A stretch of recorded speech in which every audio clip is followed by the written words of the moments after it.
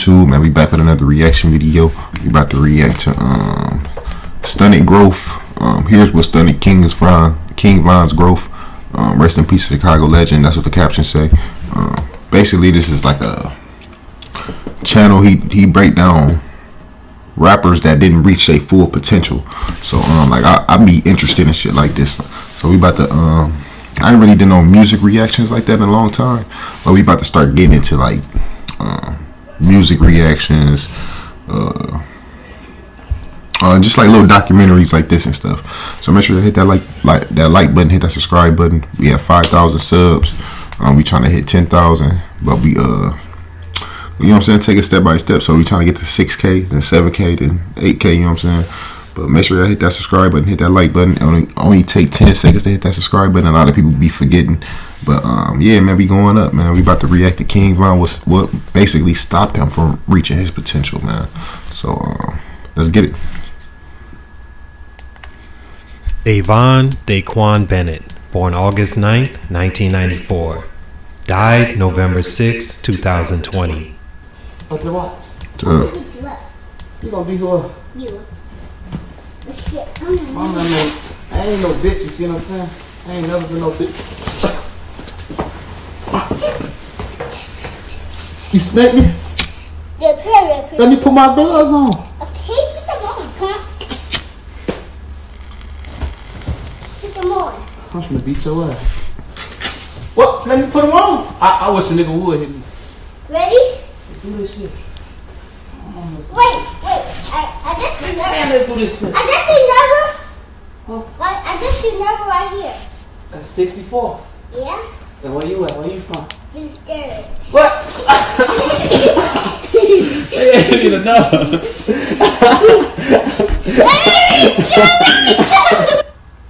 This was the real King Von, a real street nigga. Somewhere along the way, that term has been confused with a guy that is reckless, doesn't care about much, and does anything to get where he wants to go. A guy that doesn't care about the law, takes lives, and unable to change. By November 2020, King Von was a rapper on the rise that could have easily settled into a life free of whatever troubles he was conditioned to think was his way of life. He beat a murder charge, came home to a friend already established in the music industry that wanted nothing more than to see him succeed. His street credibility was attached and etched in stone. He had a look that fit the part, a following inherited from all the attention his side of town was receiving, and most importantly, a natural talent for music and charisma to be everything required of a star in today's hip-hop world. But with all that, also by November 2020, he was killed in the streets, virtually alone, holding on to the last bit of his life. To me, King Von was well on his way to becoming the best storytelling artist in the game and household name. What happened? Here are 3 reasons King Von's growth was stunted. Welcome to the New Music channel. If you have a chance, please visit my original Stunted Growth channel about the growth stunts or your favorite basketball players and what happened to them. Let's get into King Von's story. It's your boy JC Stunted Growth. Come on.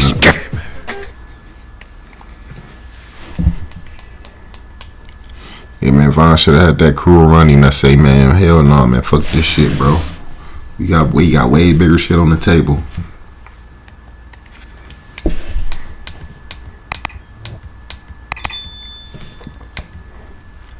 Davon Bennett was a hip-hop rap artist from the south side of Chicago that moved to the famous Parkway Gardens as a teenager, more famously renamed O Block in honor of O.D. Perry, a fallen soldier from the same area. He was a black disciple who also went by the name Grandson. No, not for being David Barksdale's grandson, but for the way he carried himself as a stand-up, caring individual. He was known for his aggressive tone and lyrics on the mic, but soft, smooth voice, and just loved to have a good time off of it. His lyrics mostly included the trauma he'd seen growing up and the sacrifices he had to make in order to see another day. I make shake, up in broad day. No face ain't no case, learned that the hard way. As well as your typical shots at the enemy drill music is known for. I'm bustin' if you clutchin', give a fuck if you my cousin. That why for young money, I'm screaming out who won these hoes. Vaughn was an athlete as a youth, but had to become, as they say, savage at a young age where everyone close to him was dying.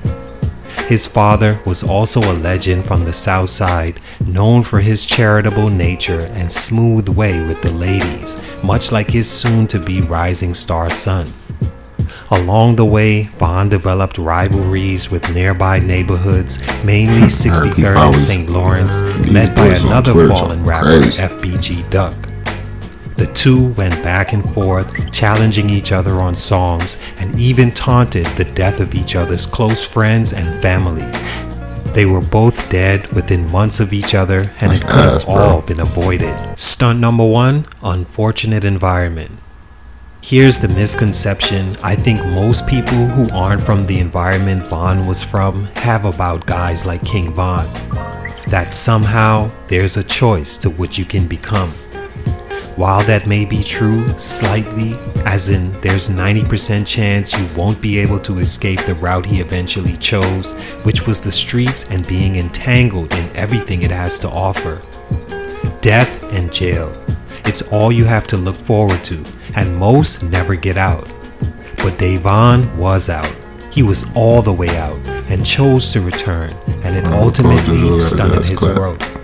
Laying out the environment Bennett was subjected to, he was surrounded by the opposition, even having his closest ops no more than 100 yards down the street, and others just 2 or 3 blocks in the other direction. You play your block close and can rarely leave those confines for simple things like shopping, visiting friends, or even to go to school or work in fear of having your life taken. You click up with other territories as a way to make your presence stronger, and also before your opposition finds a way to do it first. The main objectives of these ops, sadly, is to kill you on sight, hoping it makes the news and blogs, then taunt you by pretending to roll you up in a blunt and smoke away your existence. As quick as one is lit and smoked, another is rolled up and blown into the air. But this wasn't how Vaughn's life was supposed to begin. Being a high-tension person naturally, he enjoyed being outside with his friends, playing baseball and football, and racing matches outside that brought joy to his soul and entertained everyone watching. Vaughn loved to win and be on top, and I think that stems from him seeing so much loss in the environment he came from. One that many of us come from as young black males. The thinking in this environment is to kill or be killed. To not take disrespect in any way from anyone, and hopefully build a big enough name to where people don't try you in the streets you all share. With the emergence of social media, that all skyrocketed. Where King Von grew up ultimately set the table for his untimely demise, and it's sad to say, but I don't think his growth as a musician ever really had a chance, as deeply rooted in this environment he became. I think he felt the closer he was to it, the more respect he got in the streets and on social media led to more sales and money, leading to him making a huge mistake later on. Stunt number 2, lack of experience. The second reason I think King Von's growth was stunted was because he lacked the experience he needed to survive both the music and street worlds. Reason being because he wasn't around much to learn and adjust to what the new world of streets mixed with social media fully required. You see, Von wasn't around much from the age of 16. All the more popular drill songs from 2011 to 2016, you won't see much of Von in them. That's because as the music from that side was becoming popular, he was in and out of prison, usually only lasting a few months out before he was back in again. What this did that no one seems to talk about was it took away the much needed experience everyone else was gaining. Facts. Guys like Chief Keef and label owner Lil Durk. While outside, they learned the things they could and couldn't do as they grew with social media and learned the new street codes being set as they went along. I think Von came out and these important lessons were foreign to him. All he knew was to be on go. In 2014, he would be charged with a murder and attempted murder, to which his co-defendant and former friend allegedly wrote a statement against him in hopes of getting a lighter sentence. That's tough. Von kept quiet, and because there was no evidence to back up his friend's accusations and no other witnesses, his case was dismissed, and King Von was let out of prison in 2017. His friend, who told but refused to take the stand, was given 28 years. By this time, fellow affiliates like Lil Durk and Chief Keef had already blown up, moved away from the environment, and learned the basics of what you can and can't do and say, especially on records. Von, still in the mindset of the earlier years where things weren't usually broadcasted on social media and you could be more free to disrespect, picked up right where his mindset of dissing the dead ops and being all out reckless left off. If you were an enemy of King Von and you had passed away, he wasted no time adding you to his He was lyrics, good for that. mostly in a disrespectful way. Good for that. Every This day. lack of experience would also show in his final moments where he approached an altercation thinking it would go the way he was used to, which was a simple fist fight, to guns being drawn Right. and him being I ain't left even in in the Chicago. streets to Y'all don't fight even know how these alone. niggas rock for real. The man. youth today aren't fighting anymore. They're shooting to kill. Unfortunately, Von learned that lesson firsthand on November 6, That's ass as 2020. fuck, bro. Stunt number 3, out of character. The final stunt.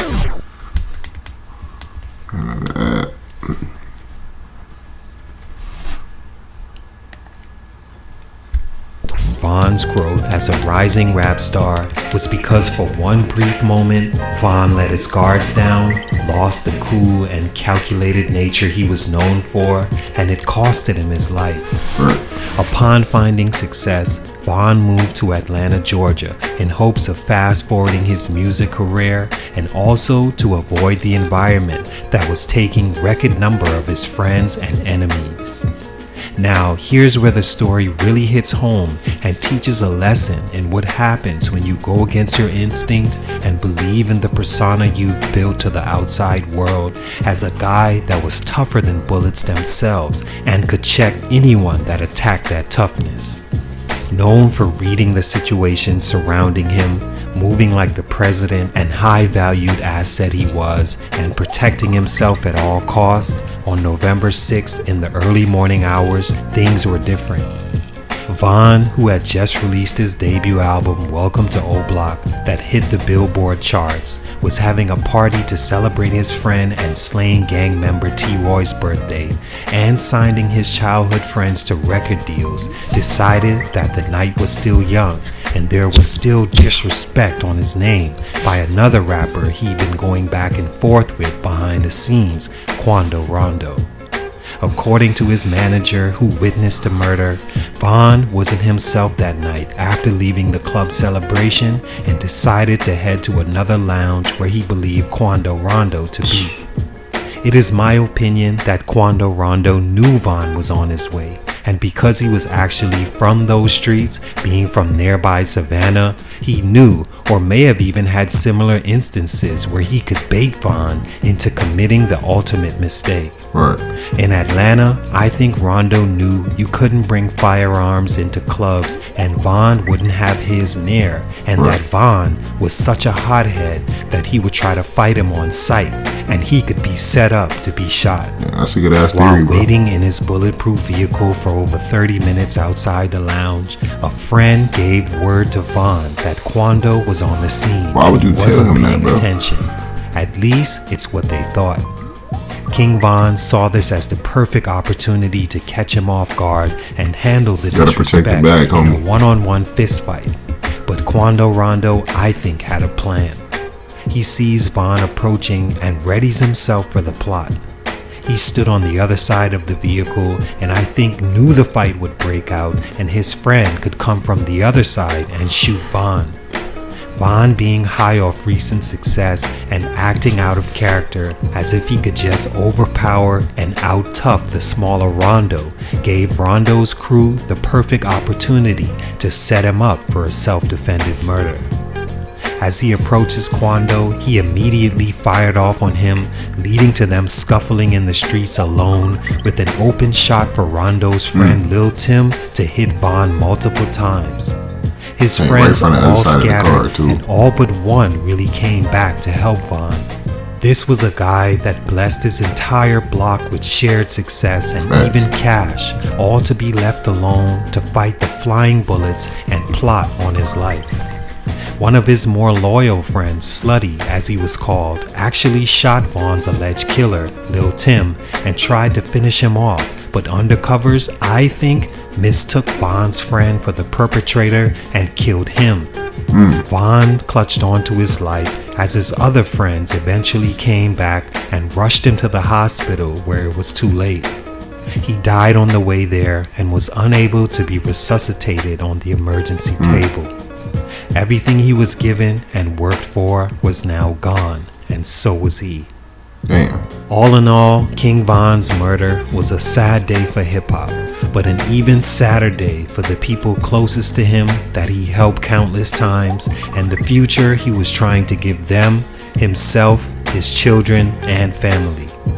He was 26 when he was killed and just celebrated that birthday just 2 months earlier. He was entering the most important time of his career and life, having dropped one of the most highly anticipated albums of the year, and his 2 kids, still toddlers, whom barely got to know or see their daddy's best self. Yes, he was a quote savage and did things that were equally unfortunate. With all that he'd been given and all he could have added to that, it's painful to write a story like this and not see him grow to what he could have been. Right.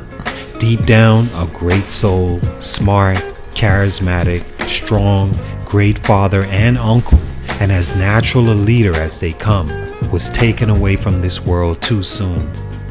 He was celebrated and shouted out by the biggest celebrities after his murder, and his friend Lil Durk secretly vowed to avenge his brother, if you know what D-Roy means. He owned all his masters, so his kids will benefit from his hard work going forward. He went out exactly like you would expect, beating some ass and being a real nigga. Salute to King Von, rest in peace my guy. I was just getting into your music and it's sad to see the way you went out, man. You was definitely a real nigga and your street credibility is still intact, and even your opposition now salutes you.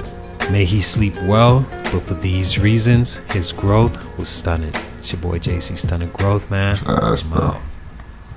It's terrible, man. Rest in peace, Vaughn, bro. That shit ass. Terrible, man. Wish it could have things could have went different, bro. But you know, man, when you win that rap game and living that lifestyle, bro, that type of shit can happen, man. So, especially when you get to that level, man, you gotta, you know what I'm saying, you gotta tone it down a little bit, man. Some shit, you got kids, bro, you got millions, bro, you got hella shit that's about to come through, that's about to change your life, bro. Shit, other shit that's not even got nothing to do with rap, that's acting, shit, just businesses, all type of shit you can do, bro. But yeah, man, shit sad, bro. But make sure y'all hit that like button, hit that subscribe button. Shit, we gonna get into more Stunted Growths. If y'all want to see another one, check out his page. Just type in Stunted Growth Music, and then it's gonna, all this videos gonna pop up. If you into sports, he got sports too, so I'm gonna do those too. So we trying to get the channel to 10K subs. Make sure y'all stay safe, stay tuned. We gonna wrap this video up, and we out.